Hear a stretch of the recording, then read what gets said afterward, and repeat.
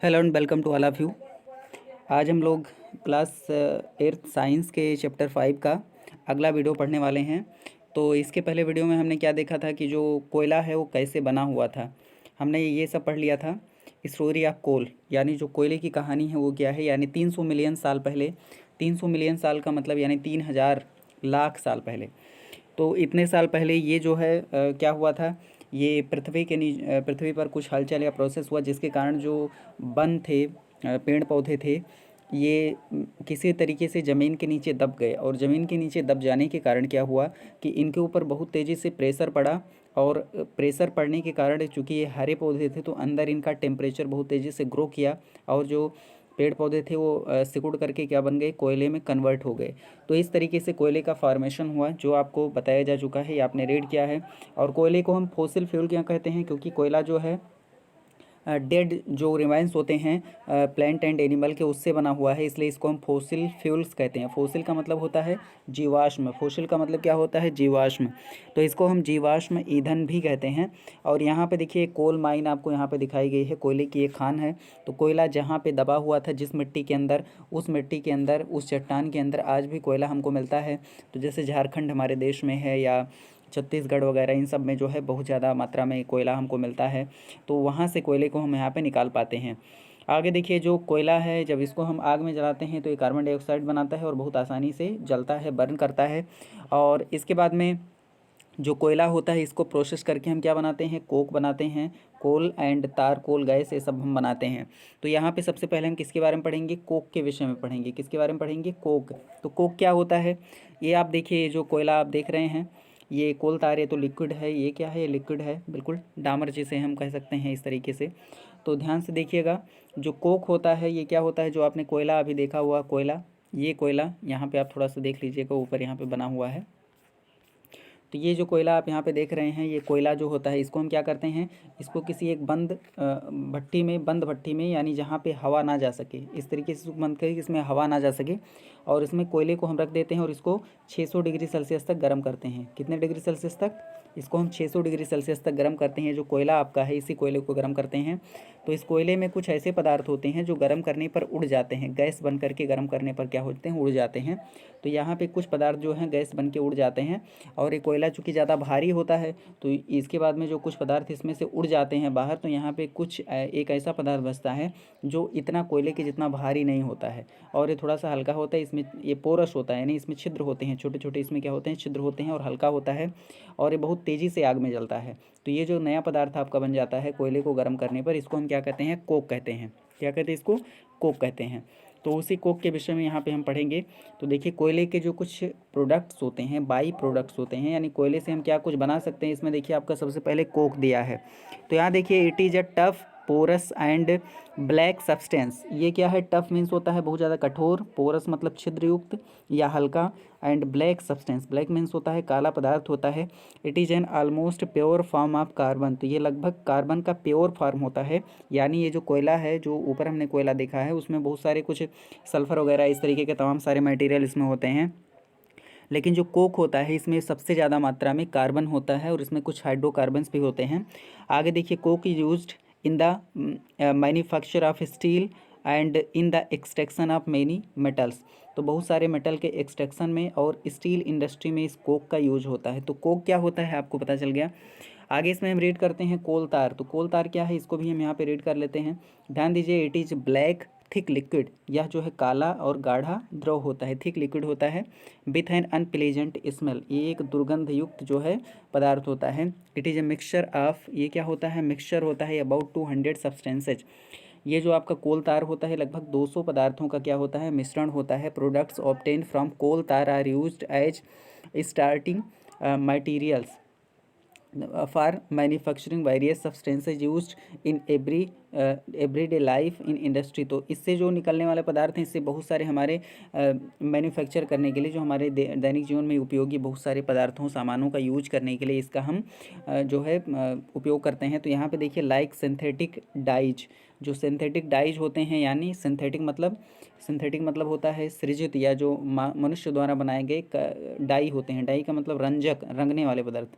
और कुछ ड्रग्स इससे बनाए जाते हैं। एक्सप्लोसिव मतलब होता है पटाखे। विस्फोटक जिसे कहते हैं, परफ्यूम्स इसके बनाए जाते हैं।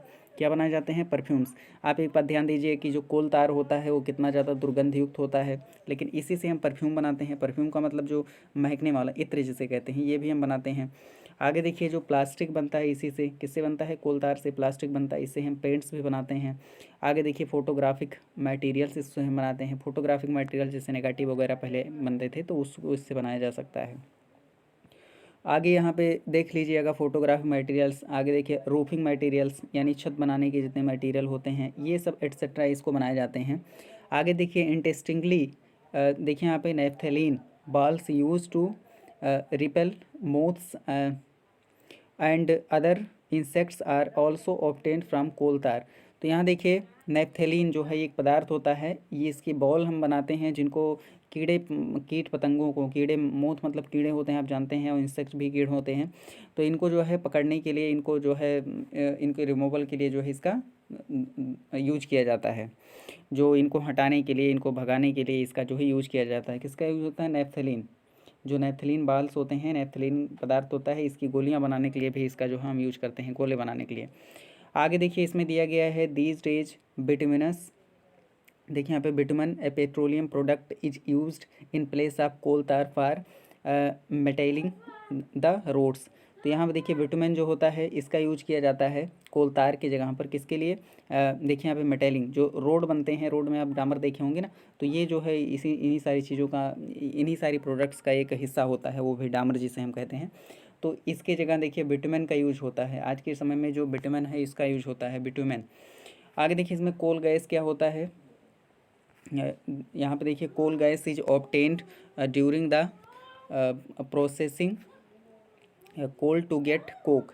तो कोल गैस कब हमको मिलता है? कोल गैस क्या होता है? Coal gas is obtain during the processing of coal to get coke. हमने अभी आपको बताया, जो कोयला होता है उसको हम किसी बंद ऐसी जगह पे इसको हम गर्म करते हैं जहाँ पे हवा ना जा सके, तो इससे जो कुछ पदार्थ होते हैं वो उड़ जाते हैं, कोयले से निकल कर क्या होते हैं? बाहर हो जाते हैं। तो ये जो गैस बाहर निकलता है कोयले को गर्म करने पर 600 डिग्री सेल्सियस तक जब इसको हम गर्म करते हैं, तो ये जो बाहर पदार्थ निकलते हैं इसी गैस को हम क्या कहते हैं? कोल गैस कहते हैं।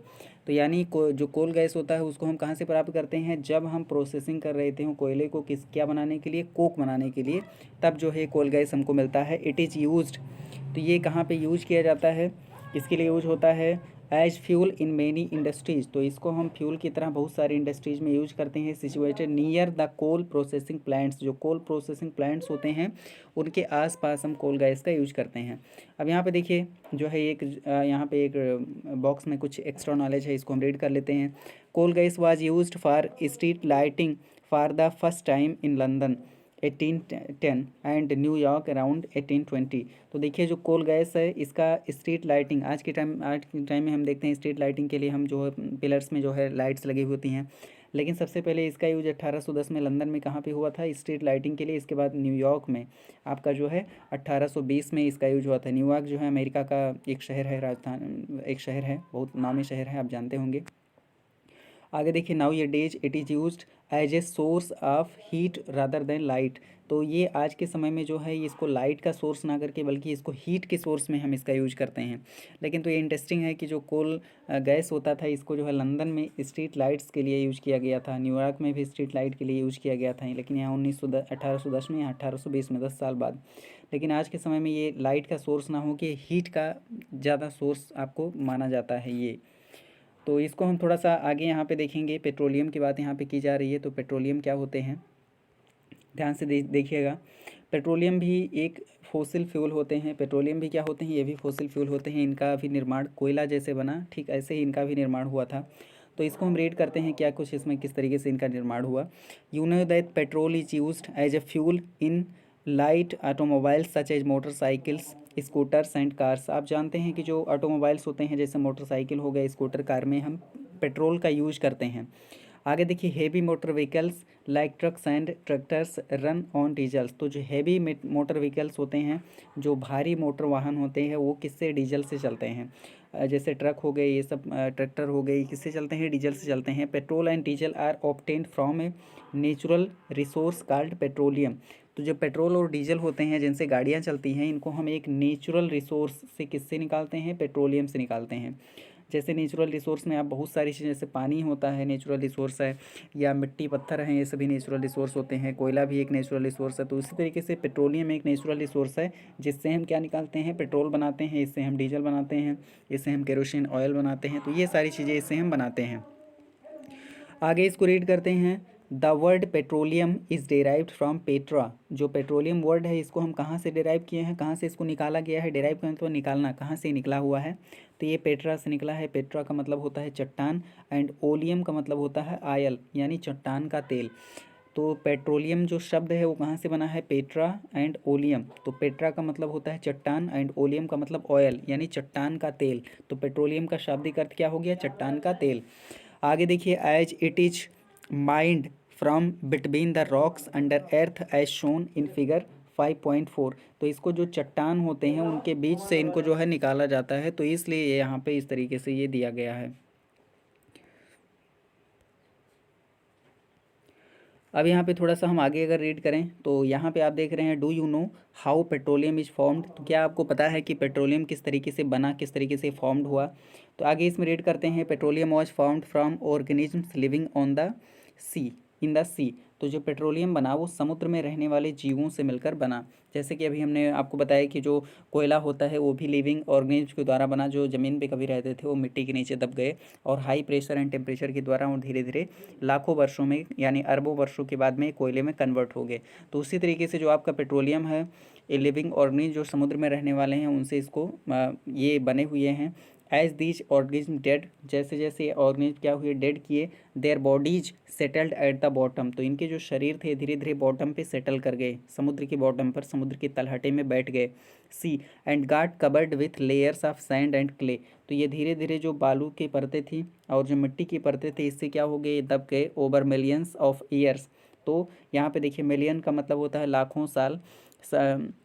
एब्सेंस ऑफ एयर, तो यहाँ पे देखिए हवा की मौजूदगी नहीं थी। High temperature and high pressure, तो इनके ऊपर हाई टेम्परेचर और हाई प्रेशर यहाँ पे क्या हुआ, पड़ता रहा। इसके बाद में यहाँ पे देखिए क्या हुआ, देखिए transform the dead organism into petroleum and natural gas. तो जो डेड ऑर्गेनिज्म थे इसको किस में कन्वर्ट हो गई, ये पेट्रोलियम और नेचुरल गैस में कन्वर्ट हो गए।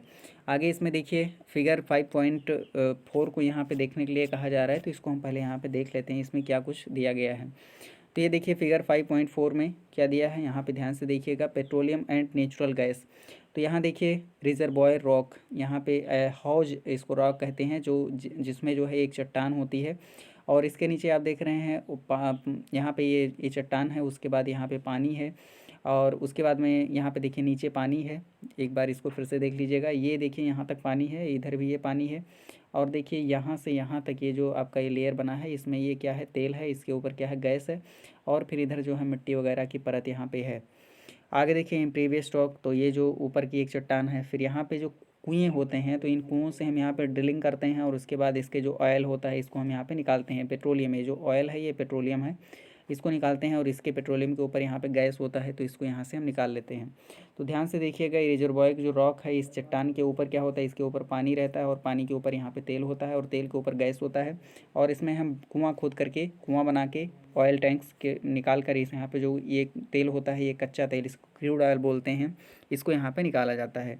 तो ओवरऑल जो बनने के इसके प्रोसेस है, पेट्रोलियम किस तरीके से फॉर्म हुआ, तो सबसे पहले आपको ध्यान देना है कि जो समुद्र था उसके नीचे जो डेड एनिमल्स थे उन वो धीरे धीरे क्या हो गए, समुद्र की तलहटी पर बैठते गए, इनके ऊपर मिट्टी और बालू जमा हो गया, और फिर जैसे जैसे मिट्टी और बालू जमा हुआ ये बहुत तेज़ी से दबे, इनके ऊपर प्रेशर बहुत ज़्यादा पड़ा, और प्रेशर पड़ने के बाद में फिर क्या, उनका टेम्परेचर बढ़ा, और टेम्परेचर बढ़ने के बाद में धीरे धीरे क्या हो गई, ये पेट्रोलियम में कन्वर्ट हो गए, और यहाँ पे कुछ नेचुरल प्रोसेस के द्वारा ये फिर थोड़े से और ऊंचाई पर आ गए, और फिर इस तरीके की सिचुएशन यहाँ पे बन गई, जैसा कि आप इस फिगर 5.4 में यहाँ पे देख पा रहे हैं, ये इस तरीके से ये बन गया। अब इसके बाद में यहाँ पे देखिए क्या होता है, जो फिगर 5.4 शोज, यहाँ पे देखिए इसको रीड करते हैं। Look at figure 5.4, it shows the deposits of petroleum and natural gas. तो ये पेट्रोलियम और नेचुरल गैस के डिपॉजिट्स को शो कर रहा है। डिपॉजिट्स मतलब जमा हैं, जो जमा हैं, ये मतलब जमा होते हैं इसके अंदर, इसको यहाँ पे दिखा रहा है। You see that the layer containing petroleum oil and gas is above that of water. तो हमने देखा कि जो लेयर होता है जिसमें पेट्रोलियम ऑयल एंड गैस होता है, ये पानी के ऊपर है यहाँ पे।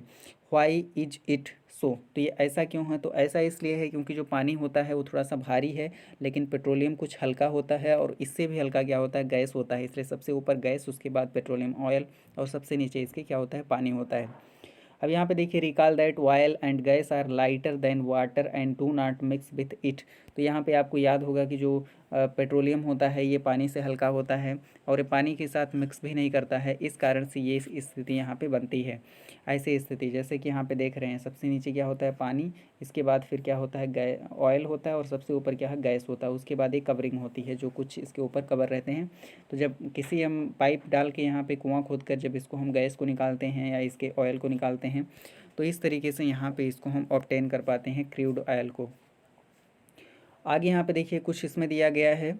The world's first oil well was drilled in, देखिए यहाँ पे पेनिनसुलबिया, देखिए यहाँ पे पेनिनसुलबिया में इसको सबसे पहले जो है कुआं जो है खोदा गया था, जो ऑयल का जो कुआं था, यूएसए में इन 1859, 1859 में सबसे पहले इसको जो है कुएं को खोदा गया था।